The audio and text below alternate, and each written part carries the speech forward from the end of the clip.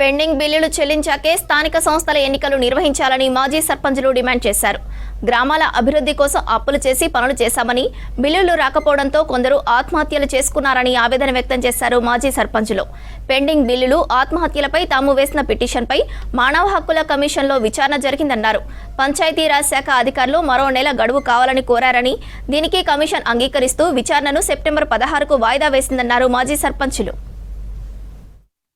ఈ ప్రభుత్వం ఏర్పడి 20 నెలలు అవుతున్నది. 20 నెలల సంధి మేము అనేక సార్లు మా సర్పంచుల పెండింగ్ బిల్లులు చెల్లించాలని అనేక సార్లు వినతి పత్రాలు ఇస్తూ అనేక మంది ప్రజాప్రతినిధులను కలవడం, అధికారులను కలవడం జరిగింది.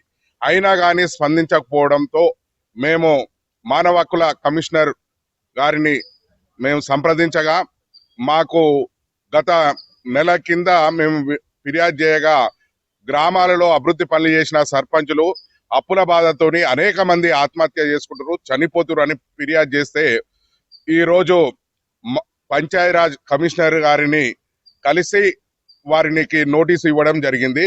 వారి నోటీసుకు ఈ రోజు హాజరయ్యేది ఉండే, కానీ పంచాయతీరాజ్ అధికారులు ఇంకా నెల రోజులు గడువు అడిగినారు. ఆ తర్వాత తదుపరి విచారణ ఉంటది.